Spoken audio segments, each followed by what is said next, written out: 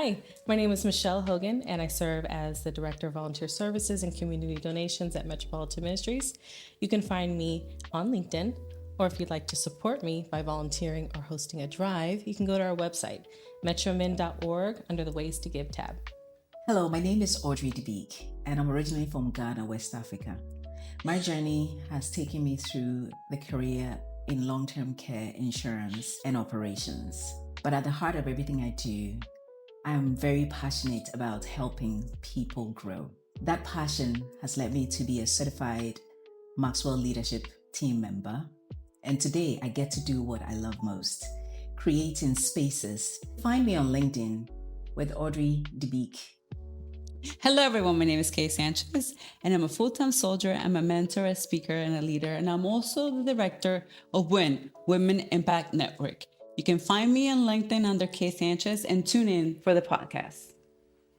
Welcome, and thank you for joining the first annual CMC Media and Advocacy Women's Panel. I'm your host, Michelle Hogan, and tonight I'm joined by Audrey DeBeek and Kate Sanchez. Ladies, why did we join a podcast called If a Woman Was President? Audrey, I'll start with you.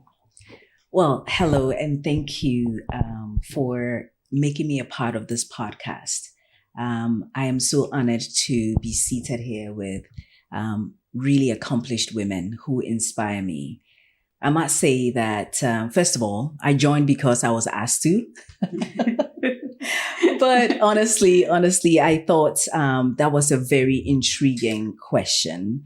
And I laughed at the same time, right? Not because I think it's far-fetched, but it's because I have seen women lead and I've seen the results. It stands out to me, my mother, who I think led beautifully under the circumstances that she was under. She raised 5 kids with my dad. I call him very interesting and challenging. And she did so beautifully with passion and purpose. So when I got this, I was like, I want to be part of this conversation and I want to learn also at the same time. So very excited to be here. So let's begin. When we think about women in all of our regular lives, we are always leading. Women are natural leaders. So it's unfortunate that this even has to be a question. Keith, what do you think? Well, as someone who has been in male-dominated roles since I joined the military back in 2001, I can tell you that, so this is not, and I just want to say this because, there's always like man versus woman. And to me, it's not like that. Like I'm not, women can do things better. It's not about that. It's just that the fact that, we do things differently. We don't focus on the same things men focus on. We lead from emotion, but we also lead from here, right? We think about all the solutions before we take initiative to do things, right? For instance, me, I've been in the military 24 years, and I can tell you that when I joined, I searched it. I knew what I wanted. I knew what kind of job I wanted. When I went into that office, I knew exactly what I was going to do, right? I didn't do it because it was an impulse. I researched it. And everything I have accomplished in the military, in my career, in my business as well, has been from me doing my research, right? And even when I have my business, I have my gym. I researched it, and then I knew having a gym was challenging and it was difficult. And I was like, I want that. I want the challenge because I know that I'm going to learn and I know that I'm going to take something from it. Even if I'm not successful, I know that whatever I learn from that challenge is going to take me to the next level. So I want it. So I think that we just do things differently. So I was like, oh yeah. I'm honored to be here. I appreciate the invite and I can wait. This is going to be amazing. So I'm so looking forward to hearing how you respond to the others' questions. Do you feel that as women, you sometimes have to choose between ambition and authenticity to be taken seriously in leadership? I think that question can mean a lot of different things. I think sometimes as women, we are kind of told that we have to curb our authenticity a bit to be ambitious, to be successful with our ambition, maybe making ourselves smaller or suppressing certain parts of our personality to be taken seriously. But then I also think about how sometimes we're told that to be authentically women is to be only caretakers, and that ambition doesn't play a role in that. So what does that question mean to you, to choose between ambition and authenticity? And do you think that that is a decision we have to choose between? Well, I'm going to take this one first, and I can tell you that it has been the story of my life. It is, I would like to say no, that we're in 2025 and it's basically equal, but it's not. And a lot of times I do have to, I can't be myself 100% when I'm in uniform, right? Even when I was at the gym as a female gym owner in a male dominated world, right? I didn't feel like I could be 100% myself because it was taken either by, some people thought I was either flirting or being too nice or, being too friendly or whatever the case may be. Or even some of my employees, thought they didn't have to listen to me because I was a woman. And I wish I could say things differently, right? Because like I said, I really don't think that it's everybody, but I think that some people, do have some problems with women telling them what to do when it comes to an authority image, right? And being a holistic coach myself, I have to say that a lot of that stems from trauma, right? Which I'm not going to touch very deep into that because it's not what we're talking about. But I lived it through my whole military career, and I experienced it in my gym, and I experienced it even doing real estate because I've been doing real estate as an investor for a long time as well. Even doing business and real estate, I experienced it. I hope that one day we get to a point where we don't have to see that and we can authentically be ourselves, because that's what I coach. I teach people how to be yourself, but sometimes it's really hard to be yourself because yourself is not accepted. So, hello, I'm Norman Harris, owner and CEO of Comfort Measures Consulting. We are a healthcare resource platform that specializes in business development for independently, privately owned healthcare organizations. Let's partner together to support your business growth through strategic digital marketing and community engagement. You can DM us, call us, text me. I'm here for you. We're ready to serve you. Thank you.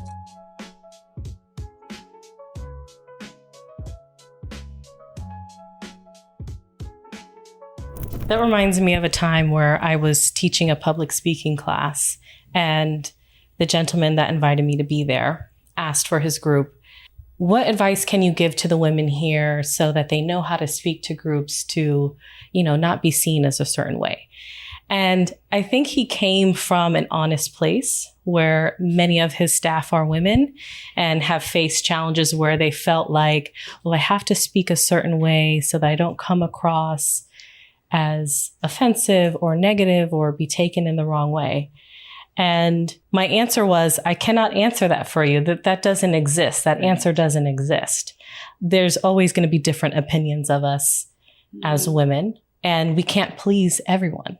We can only be ourselves. And that's really more a question for you that may have double standards for women and how we are allowed to move and speak in the rooms that we go into. I couldn't agree with you more. This is a very profound question, that authenticity and an ambition. How does it go?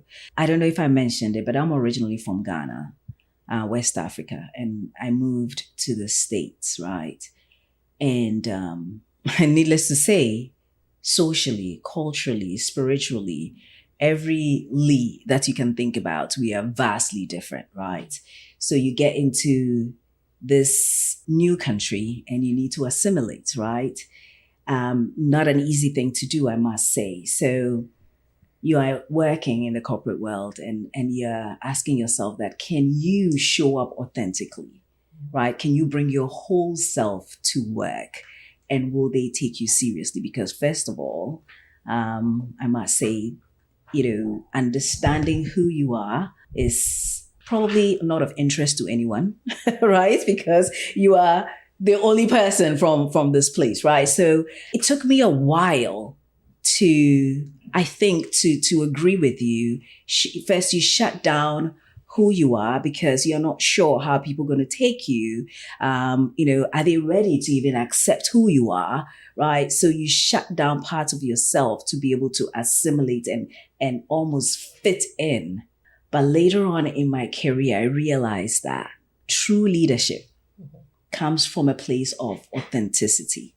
So what do you do with that? I have to show up with everything that I've known in my past and everything that I've learned over here. And together, I can lead well, successfully when I show up whole. So it's been a journey, I must say. Initially, no. Right now, yes. I know that you have to show up authentically in order for you to lead with passion and purpose. Absolutely. Beautiful answer, Audrey. When you think about all that you have done now and all that you're working to do, what are some of your driving motivators for your success? And don't answer that out loud. I'm just curious. Is one of your driving motivators leaving behind a legacy? If it's not, what are some of your driving motivators? If it is, if leaving a legacy is one of the reasons why you do what you do, maybe share some advice with someone that is new or young in their own career and wanting to know about how to leave a legacy. So obviously for me, it's God first, then family, and then myself. But besides that, I want to be remembered as someone who cares. That to me is the biggest thing. I'm someone that actually want to make a difference, someone that cares, someone that does things with passion, but also, and I get really like emotional because my whole life, even my whole career was changed by people that care. People that actually care about me, my well-being, me being successful. They care. So they made a difference and they made an impact. And those people that I'm always going to remember and I'm always going to think about, even through the years, I'm like, oh, I remember this one lady, she was an EA and she helped me through the military. And she told me little things that until now I remember and I pass along to other women, right? I just want to be remembered as someone that actually cared, someone that actually made a difference, and someone that was just being herself. Whatever that might look like for everybody, was just being myself, so yeah. Yeah, Kathy, very good answer here from leadership is caring, right? And it goes a long way. So when you talk about what advice do you have to give to young people, we know that the terrain has changed so much, right? I remember growing up and getting through corporate and all of that stuff. It took you forever to climb that ladder, whatever that ladder is, right? But I don't know that the young people these days understand that. They want to climb up so quickly, right? So my thing is, it's not about climbing, it's how you climb, right? How do you do that? Because that is what your legacy is, right? So my advice to people is that you have to be able to understand what you're doing with clarity and purpose and passion for that impact to happen, right? So when we are going through our day-to-day, I think as Kathy said, she had an experience where somebody impacted her life, right? So how do you do that? And as the saying goes, like somebody planted that tree, so today I can sit in the shade. So what am I doing with my platform? What am I doing with the life that I've been given and the skills and the talents and all of that stuff, right? So for me, yes, legacy is important. So to my young people, I say, have clarity in what it is that you're doing and make sure that whatever you're doing leaves that lasting impact after you. And that's where I think impact happens. So that's what I think. It's time to switch gears a little bit. Yes. We've had a lot of beautiful, serious answers, and I think we need to have a little bit of fun. Let's do it. All right, it's getting comfortable over here. If you were a president today and you could make your own law, what would the first law be? Non-serious answers only.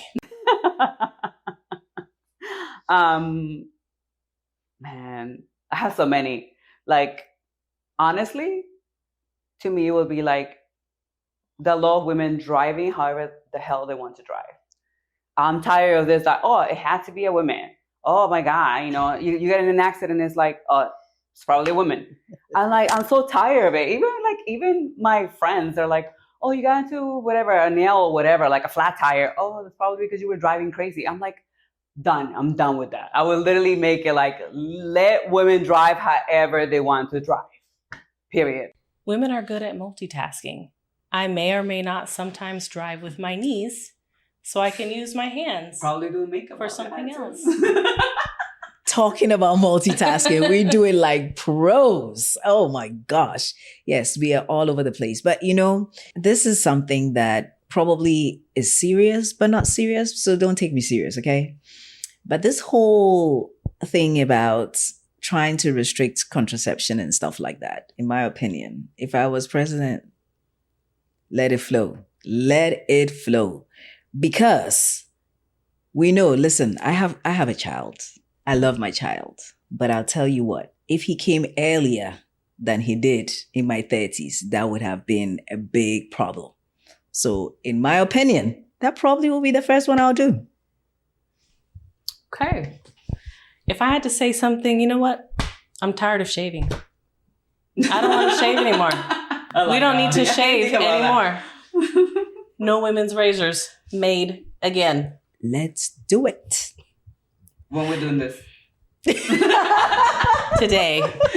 Throw your razors away when you get home. You don't need them anymore. At Comfort Measures Consulting, we're here to help you navigate the complexity of healthcare. If you're caring for a loved one as a caregiver, you don't have resources, you don't know what questions to ask, you need to have options, right? Give Comfort Measures a call. Give us a chance. First consultation is free. Speak with me, Comfort Measures Consultant, 850-879-2182. You can also visit our website at www.comfortmeasuresconsulting.com. Talk to you soon. So let's talk about dating. I don't know if you ladies are single or if you could draw upon the times when you were.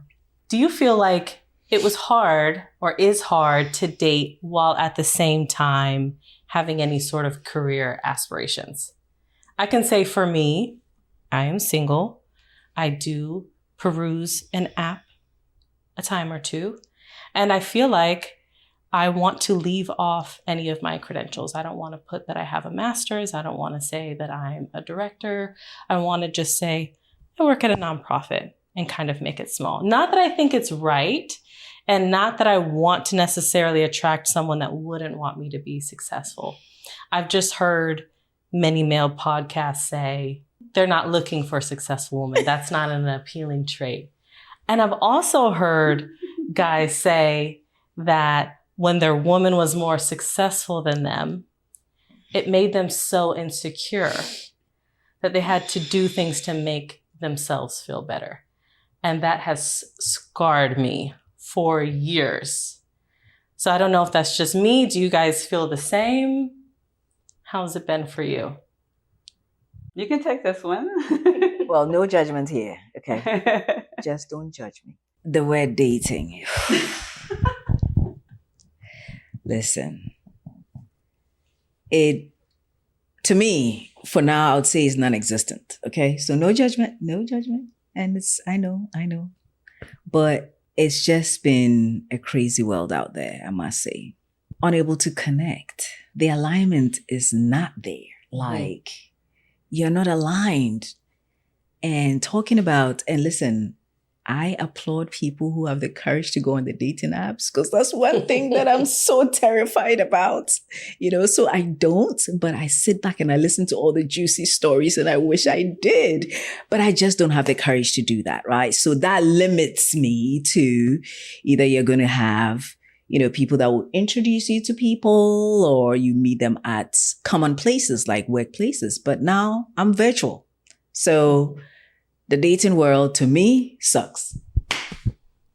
So what you're saying is when we're done with this, we're going to set you up a dating app. Oh my God. Michelle, listen. We'll take all of your photos. We'll get all the right prompts on there.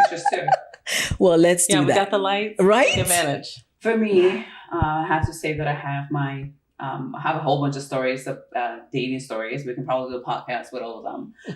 But I can tell you that I dated a lot. I dated many different personalities. Currently, I have a partner. He's amazing, and I'm glad. What I can tell you is this. I always used to say to men, which people thought it was scaring them away, but to me, it's like, I want to scare you away right away. Because if you're not for me, you're not for me. I'm not for everybody, and I'm okay with that. My energy is not for everyone. And I always say, if I'm too much, go find less. Because that's literally what they do sometimes, right? So the man that I have right now, he's amazing. He is not afraid of my power because he knows I'm very powerful when it comes to me being talkative and being opinionated and, sometimes talking back and having my own opinions and my personality. But I always think that if you are a woman in business and you want to grow and you want to be amazing and successful and you want to influence people, you can't be small. There's no way you can be small. And therefore, you need a man that's as big as you. You can just have anybody. I mean, you could just date anybody, but you don't want that, right? You want someone that's going to be there with you, someone that's going to, support you and understand you, and maybe not really understand exactly what you're doing 100%, but he's going to be like, you know what? I don't get what you're doing this, but I got you. I'm right there with you. And that's what I have right now. But before, it was just like you're saying, like it was either, oh yeah, you're in the military, you have a master's, you do this, you do that, you do too much. Or everything was fine if I was quiet, but when I spoke up or when I say something that they didn't like, it was like, well, now now you're drama. Now you're toxic. And sometimes men do label women as toxic because they're opinionated or because they have different point of views, and that's not necessarily true. No, it's just because I don't let you walk all over me or push me over, or I have boundaries, and that's weird for you because you never had that. Well, I'm sorry, I'm not like everybody else. So I feel, and this is just nobody asked me for my opinion, but here I am giving my opinion. I think that it's really important also to understand that as a woman, you can be all this, but when you have your man, you have to be a woman, right? You have to be the woman. You have to have the feminine energy. You can't be the masculine. You can be the masculine at your business and at your job and at what you're doing, but in a relationship, and this is just what I learned, and I'm not an expert. I'm not here to give anybody any advice. This is what's worked for me. You have to understand that men want to lead and women have to have the feminine energy in the relationship. So once I was able to master that, I was able to honestly find the person that I'm with right now. And it has been amazing. And I hope that we're together forever. Important question. Yes.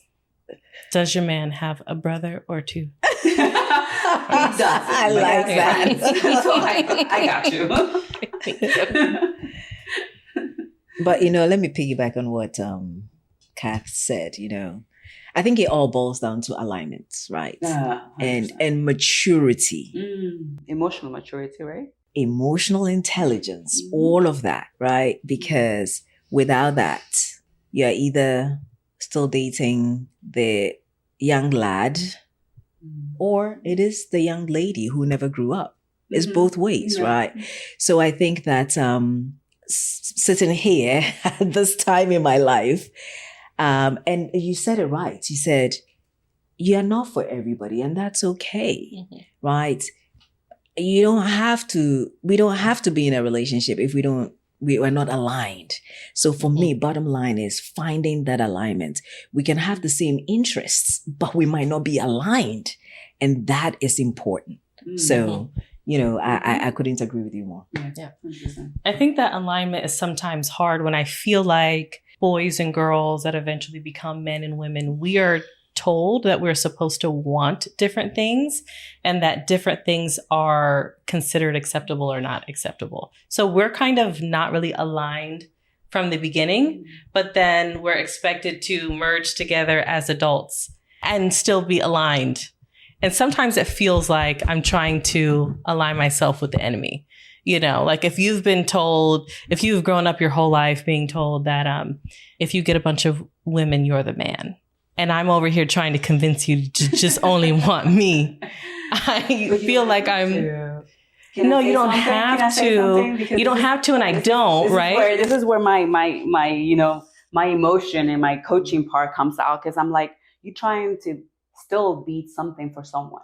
Just be yourself. Be 100% you. How many billions of people in the world, you think you can't find someone or someone can find you? You will. But you have to be 100% yourself. So you first have to choose yourself 100%, genuinely 100%, with no changes, right? This is me. This is who I am. And with all my flaws, I choose me 100%. So that the person that's meant to be with you can choose you. And trust me, they're out there. But if you're trying to, even when you avoid putting your masters, all that stuff, you minimizing yourself to be someone likable for someone else. Yeah. Be yourself. You are too much. And you're beautiful and amazing. Yeah. Be that beautiful, amazing person that you are for everyone. Who can't take it doesn't need to be with you. And that's why I'm single, because I can't keep it up. I have to be me. And eventually I get just like so resentful from trying to keep myself so small when I'm not small. 100%. And I'm stubborn enough that I will just continue to be single for as long as I have to until I find the right one. And I always say, if being straight was a choice, I wouldn't choose to be straight. But it's not a choice. So here I am. Like, let me tell you something. I have a lot of gay friends that are not doing any better. So it's not a women-men situation. I have a lot of gay friends and they're not doing any better when it comes to dating. So it's a people thing, I think. And she said it right. It's alignment. And then when you're online, and also you have to remember, right? We are living different lives, and all of us are different levels, right? So you might be here living your life and you feel fulfilled, but then you meet a guy that's not there yet. Mm-hmm. And men need to be fulfilled, and they need to feel like the provider to be able to be in a relationship. So they don't marry the best choice. They marry who's ever there, available when they're ready to marry, right? They never marry you because they're ready to marry. They marry you because they're ready, and they know that they're getting older, and then they have everything they want, and then you're there, you're in a relationship with them, and you're available. Because sometimes it's happened to me. I'm like, I can't believe he married that girl, and here I am, like, what's wrong with me? And there's nothing wrong with me. It's just that he wasn't ready to marry me when I was with him, and it's okay. Then again, you're not for everyone, and you're not going to be in the same path, and you're not going to be in the same alignment, and it's okay. Mm-hmm. And when I teach my coaching, I teach alignment also in business and in our work. Because sometimes we're not aligned with work. Like right now, I retire in 2 years and I can't wait to retire. And I love the military and I'm excited and so happy that I get to retire in 2 years because the military is not me anymore. So you're allowed to change, right? And you're allowed to evolve and be different. So just this beautiful, amazing girl that is eventually going to find somebody. Or somebody's going to find you. You never know. Because how I found my man, actually, my man found me. And the way he found me was just crazy. I never in a million years I would have thought that. He reached out to me because I was a recruiter, and I kind of put him on the back burner. I just helped him out. I said, yeah, I'll help you. And I helped him, and then 4 years later, we started dating. So it wasn't right away either. So sometimes it's not right away. You're not alignment, right? You're not in the same place. You're not in the, in alignment. And then God will get you in alignment, and then he will come back around. So just remember that. And, I will add a little bit to it, right? I think that for women, we have to be at a point where we are okay with ourselves and love ourselves and love our company. Mm-hmm.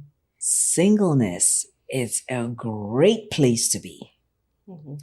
And I can speak for myself and maybe a few people that I know who are single, because I think achievements when you are by yourself actually also happens and you are so focused. I'm not saying, please don't get me wrong, I'm not saying that when you're in a relationship, you can't stay focused. But for some people, the distraction is just pronounced because you're with someone. So you're trying to be everything and everybody, as women do, right? Mm-hmm. And so singleness is also a season in your life where I feel like you can pack on a whole lot, So I think that we have to get to a place where we are okay with being that. So we are not minimizing to fit somebody or, for somebody to like me or whatever the case may be, right? Be yourself. And again, we are not for everybody. Mm-hmm. So if we don't match, that's okay. Mm-hmm. That's okay. One thing that makes me so optimistic about the younger generation now is how often women are normalizing this idea of decentralizing men. And I think that is important. Growing up here in a country based on patriarchy, we as women are raised up to look for our Prince Charming.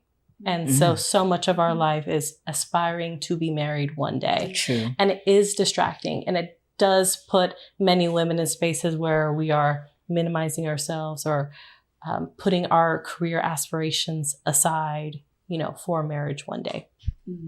But we're getting away from that. And I think it's beautiful. Women are more educated than they've ever been before. We are representing ourselves in the career place more than we ever have before. We're having smaller families. We're doing so much more. And we're getting closer and closer to us being president for real one day. Hi friends, Jennifer Eddings here, the heart behind the Call Light Collective. Now I've been teasing this podcast for several weeks, months even.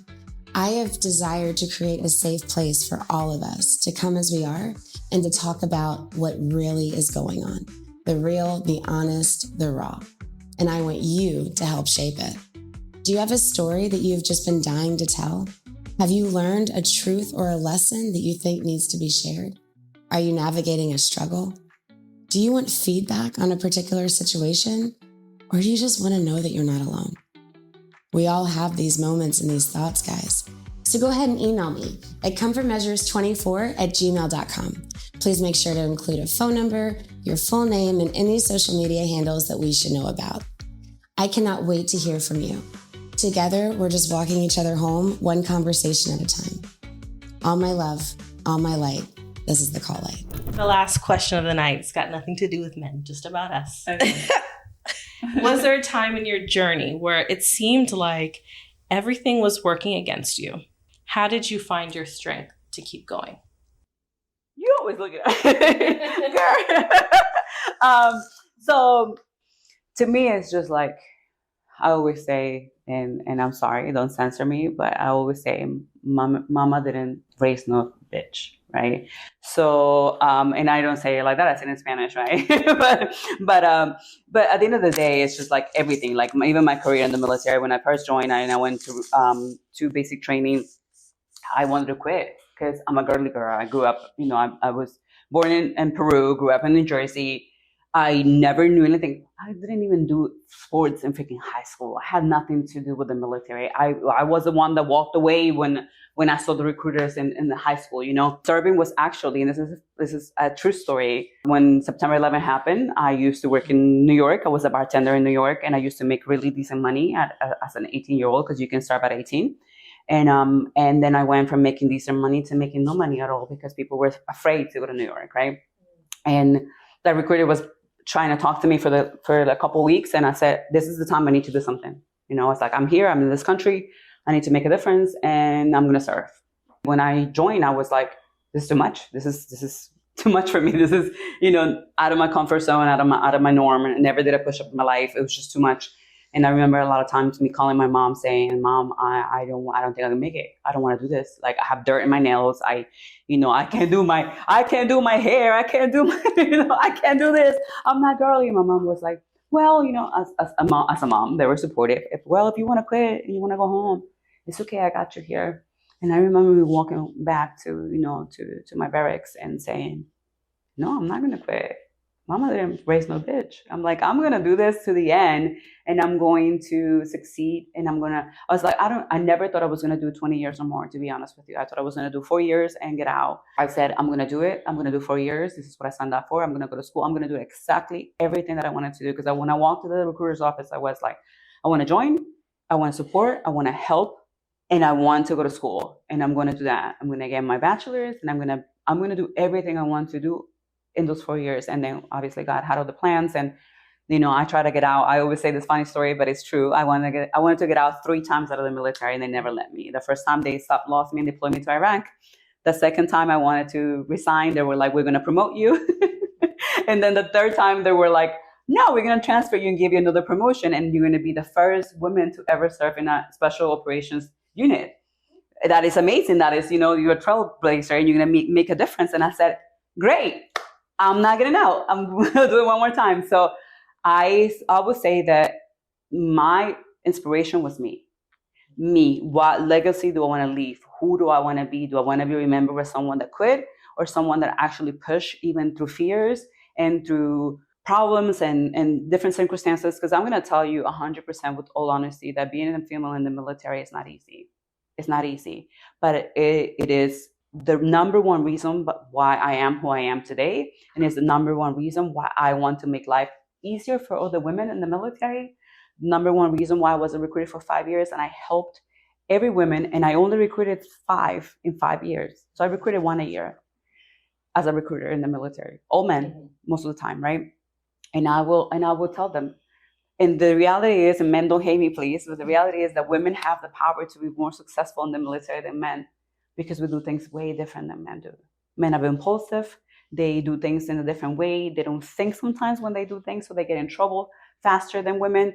But it is a little harder for us to advance when it comes to rank, just because the good old boy club and, the good old, you help me, I help you, and we're not part of it, right? Even right now where I'm at, I still experience sexism, but it's okay, because I know that everything happens for a reason and there's a place for everything. And I'm also already getting to, like I said before, I'm getting to the point where I'm seeing retirement, and I live my legacy already in the military. So I accomplished everything I wanted to. Hoorah! Is that what you guys say? Well, first of all, I know you've spoken about your military background, so we want to thank you for your service. I know that, like you said, it takes a lot, and you guys are definitely defending freedom. So we definitely appreciate you guys. Adversity, is that what you said? Mm-hmm. When everything is going wrong, right? Mm-hmm. I would dare say that I've experienced more than 1 or 2 or 3 or 4 or 5.